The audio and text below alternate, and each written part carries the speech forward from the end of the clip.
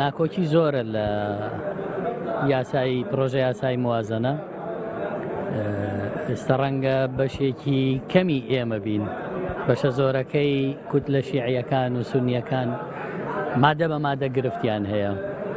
دوێنێ لە مادەینەوە لەسەر واوێک لە بینی پترۆدۆلار و تەنمەی ئەقالیمە ئەو واوە جەلسەکەی ڕاگرت، خەریب و کێشەی گەورە دروست بێ. بۆیە کارێکی قورسە تێپەڕینی ئەم موازنە پێویستی بە ڕێکەوتنی ورد هەیە. ڕێکەوتنەکانیش هەر هەمووی لەسەر پشکەکان لە وەزارەتەوە شەڕی لەسەرە، وەکو چۆن یەکێتی و پارتیش شەڕی هەرێم و داهاتی هەرێم و لە دەستدانی نەوت و هەموو کۆمیسیۆن و پەرلەمان و ئێستا هەمویان هێناوە بۆ ناو یاسای موازنە. هێندە ناکۆکییان هەیە، وەکو پێم وتی دوێنێ لەسەر واوێک لە مادەینۆ کۆبوونەوەکە وەستا و خەریک بوو پەلاماری یەک بن و بابەتی قورستری تایە بە فعلی کە ئەوان بەریەکەکەون ئەبێتە هۆی گرفتی گەورە. بەڵێ کێشەی زۆر هەیە، وەک وتم کەم مادەی هەیە بەبێ کێشە و بەبێ گرفت تێبپەڕێ، لەبەرەوەی زۆرینەی مادەکان مقتەڕەحی لیژنەی مالیتیا دانراوە و کە ئێستا ئەگەر ئاگاد لێبێ هەندێک بابەت هەیە پەیوەندی بە ژیانی خەڵکەوێ هەمووی لێی گەڕاوە، هەمووی خەریکی شەڕە سیاسیەکان و پشکەکانی خۆیانن. بەڵام لە مادەی 21 و مادەی 42 باجی لە سەتا دەخراوەتە سەر فرۆشتنی کارتی مۆبایل و ئینتەرنێت کە ئەوە بارگرانی لەسەر گیرفانی خەڵک دروستەکە.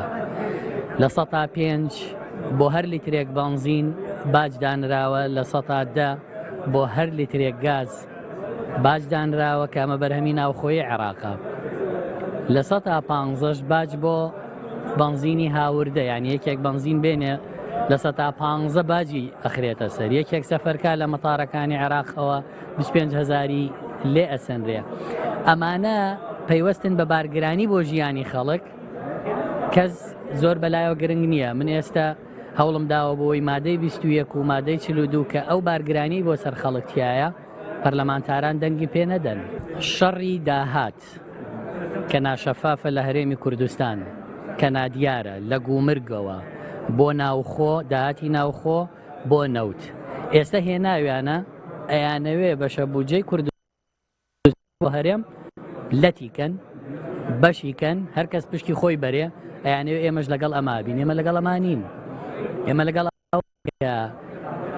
داهاتی هەرێمی کوردستان کە ناشەفافە کە نادیارە ئێستا بێن بەشە بودجەی هەرێمیش کەنەوە. بەشە بودجەی هەرێم یەک پاکێجە دێت بۆ هەرێمی کوردستان بە عادیلانە بە بەڵگە، هەمووی دابەشەکەن، موچە لە کاتی خۆی، هەموو موچە خۆرێک، هەموو خانە نشینێک، پرۆژە پارەکەی، تەنمەی ئەقالیم، هەموو ئەبێ دیار بێ. ئەمە نییە پارتی وەکێتی وابیر بکەنەوە هەر کەس پشتی خۆی بەرێ بیکەنەوە بە 50 و بە 43 و دوایی هەریەکە بە کەیفی خۆی تەسەڕوفی پێ بکاو بڵێنەوە قانونە. ئێمە ڕێنادەینەم قانونە بەو جۆرە، لانی کەم ئێمە دەنگی پێ نادەین، ئێمە نابین بە بەشێک لەوە.